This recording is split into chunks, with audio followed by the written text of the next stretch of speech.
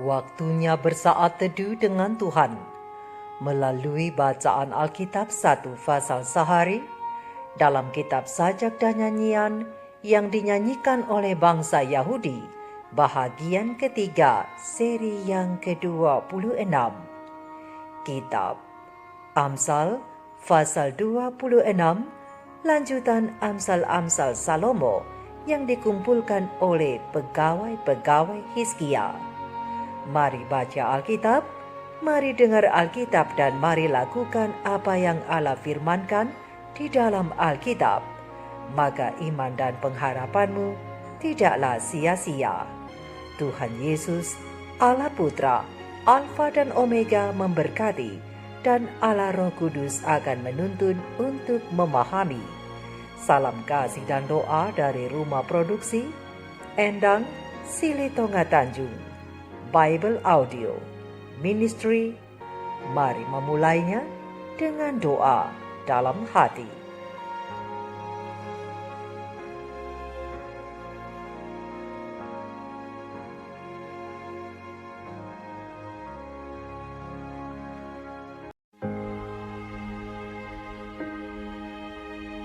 Seperti salju di musim panas dan hujan pada waktu panen, demikian kehormatan pun tidak layak bagi orang bebal. Seperti burung pipit mengirap dan burung layang-layang terbang, demikianlah kutuk tanpa alasan tidak akan kena. Cemeti adalah untuk kuda, kekang untuk keledai, dan pentung untuk punggung orang bebal. Jangan menjawab orang bebal menurut kebodohannya, supaya jangan engkau sendiri menjadi sama dengan dia. Jawablah orang bebal menurut kebodohannya, supaya jangan ia menganggap dirinya bijak. Siapa mengirim pesan dengan perantaraan orang bebal, mematahkan kakinya sendiri dan meminum kecelakaan. Amsal di mulut orang bebal adalah seperti kaki yang terkulai daripada orang yang lumpuh. Seperti orang menaruh batu di umban, demikianlah orang yang memberi hormat kepada orang bebal. Amsal di mulut orang bebal adalah seperti duri yang menusuk tangan pemabuk.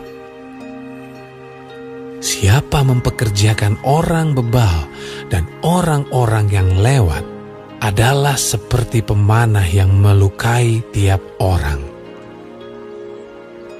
Seperti anjing kembali ke muntahnya, demikianlah orang bebal yang mengulangi kebodohannya.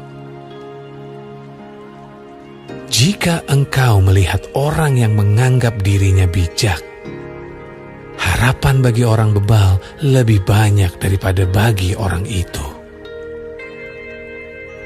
Berkatalah si pemalas, ada singa di jalan, ada singa di lorong. Seperti pintu berputar pada engselnya, demikianlah si pemalas di tempat tidurnya. Si pemalas mencelupkan tangannya ke dalam pinggan, tetapi ia terlalu lelah untuk mengembalikannya ke mulutnya. Si pemalas menganggap dirinya lebih bijak daripada 7 orang yang menjawab dengan bijaksana. Orang yang ikut campur dalam pertengkaran orang lain adalah seperti orang yang menangkap telinga anjing yang berlalu. Seperti orang gila menembakkan panah api, panah dan maut, demikianlah orang yang memperdaya sesamanya dan berkata, "Aku hanya bersenda gurau." Bila kayu habis, padamlah api. Bila pemfitnah tak ada, redalah pertengkaran. Seperti arang untuk bara menyala dan kayu untuk api, demikianlah orang yang suka bertengkar untuk panasnya perbantahan. Seperti sedap-sedapan perkataan pemfitnah masuk ke lubuk hati. Seperti pecahan periuk bersalutkan perak, demikianlah bibir manis dengan hati jahat. Si pembenci berpura-pura dengan bibirnya, tetapi dalam hati dikandungnya tipu daya. Kalau ia ramah, janganlah percaya padanya, karena 7 kekejian ada dalam hatinya.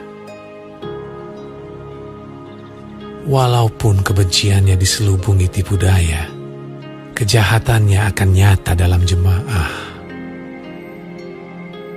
Siapa menggali lubang akan jatuh ke dalamnya, dan siapa menggelindingkan batu, batu itu akan kembali menimpa dia. Lidah dusta membenci korbannya, dan mulut licin mendatangkan kehancuran.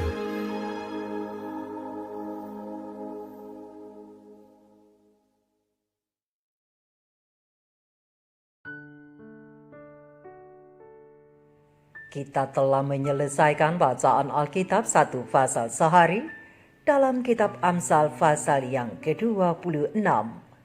Sedikit perenungan melalui pasal ini tentang kumpulan Amsal-Amsal Salomo yang dikumpulkan oleh pegawai-pegawai Hizkia yang pada hari ini mengajak kita untuk belajar menjadi bijak. Dengan ayat panduan terang besar Alkitab Amsal 26 ayat 1 sampai ayat yang ke-16. Sahabat-sahabat firman yang dikasihi oleh Tuhan, di mana saja Anda berada.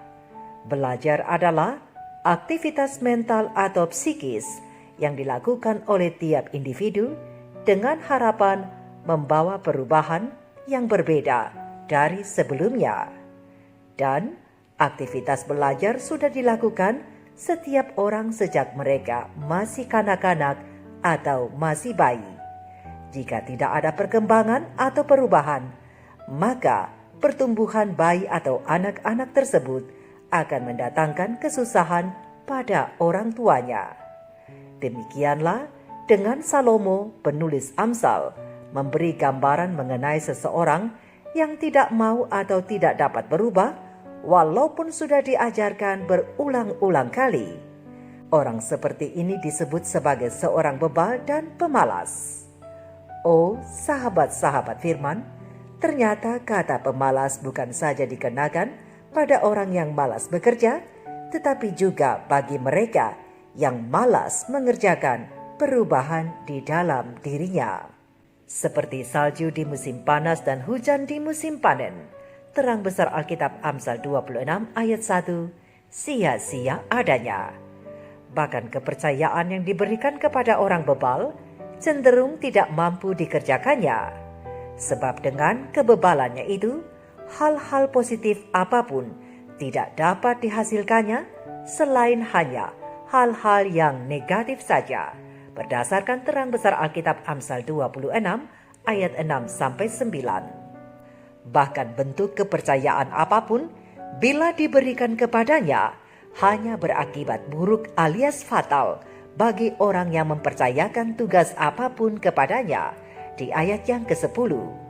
Dan kalaupun kembali diajar, ia tetap akan kembali mengulangi kesalahannya yang sudah-sudah. Ayat yang ke-11. Sahabat-sahabat firman, seorang pemalas menurut kitab Amsal kurang lebih sama dengan orang bebal atau yang kita kenal dengan istilah 11-12. Mereka hanya melihat masalah tetapi tidak mau berusaha menyelesaikannya. Ayat yang ke-13. Malah hanya berputar-putar pada masalah yang sama dan tidak mau beranjak dari sana. Ayat yang ke-14.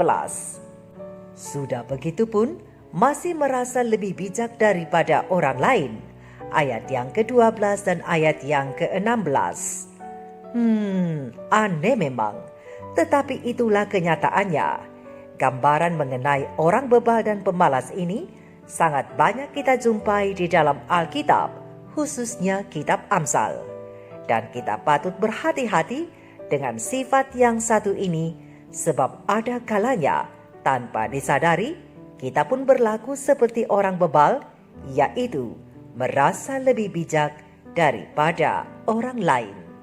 Menjawab orang bebal atau jangan menjawab dia, terang besar Alkitab Amsal 26 ayat 4 dan 5, itulah dia.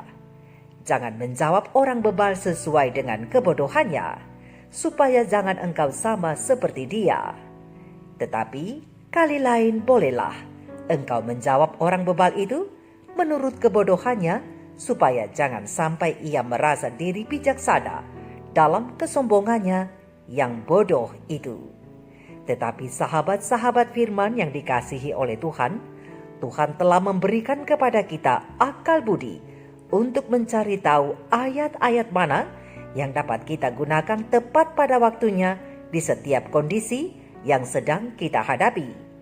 Kita boleh belajar dan berlatih untuk menumbuhkan hati yang bijaksana karena kita masih memerlukan bimbingan, yaitu bimbingan Tuhan. Pena Ilham Ilahi Roh Nubuat Pembina Pendidikan Sejati, halaman 216 alinea keempat mengatakan bahwa kemampuan untuk membedakan antara yang benar dan yang salah dapat dimiliki hanya melalui ketergantungan pribadi pada Allah. Masing-masing harus belajar untuk dirinya sendiri dari Allah melalui firman-Nya. Kemampuan kita untuk mempertimbangkan telah dikaruniakan kepada kita untuk digunakan, dan Allah rindu agar kita menggunakannya. Marilah, baiklah kita berperkara, kata Tuhan Allah di dalam Yesaya 1 ayat 18. Ia mengajak kita untuk bergantung kepadanya, sebab dengan bergantung kepadanya, kita akan memiliki hikmat untuk menolak yang jahat dan memilih yang baik. Maka hal itu akan diberikan kepada kita berdasarkan terang besar Alkitab Yesaya 7 ayat 15 dan Yakobus 1 ayat 5. Sahabat-sahabat firman, melalui pasal yang ke-26 kitab Amsal ini, kita telah melihat dan belajar bahwa orang bijak itu bukanlah orang yang menganggap dirinya bijak, tetapi orang yang mau belajar dari kesalahan dan tidak mau mengulangi kelalaiannya, tetapi mau berusaha menjadi orang yang dapat dipercaya dan mengerjakan pekerjaannya dengan baik. Mari belajar dari nasihat dan didikan Tuhan, dan oleh bergantung kepadanya selalu, maka hikmat untuk menimbang, untuk berkata-kata dan melakukan yang baik akan kita peroleh. Mari kita renungkan ini bersama. Tuhan Yesus memberkati. Shalom.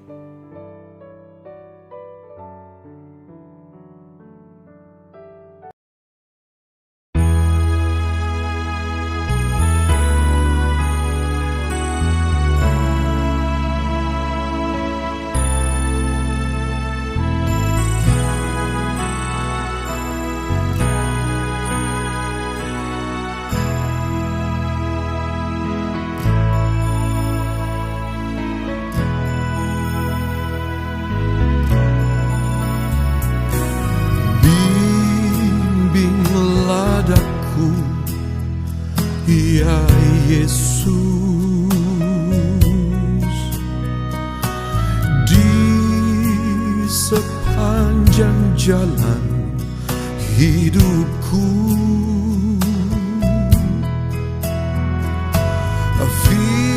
firman-Mu bagaikan suluh agar tak sesat di jalan. Tanpa Yesus di sisiku, tanpa Yesus membimbingku, tanpa Yesus menopangku, ku kan jatuh. Tanpa Yesus di sisiku, tanpa Yesus membimbingku, Tanpa Yesus menopangku, ku kan jatuh.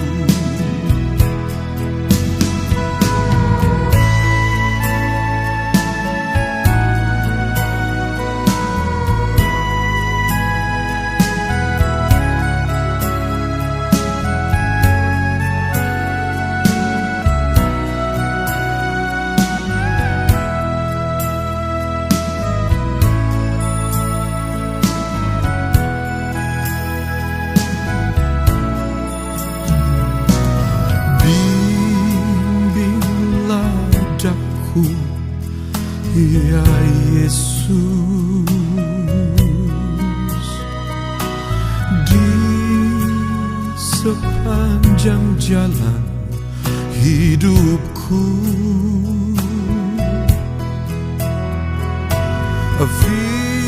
firman-Mu bagaikan sulur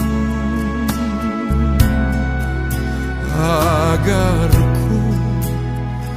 tak sesat di jalan. Tanpa Yesus di sisiku, tanpa Yesus membimbingku, tanpa Yesus menopangku, ku kan jatuh.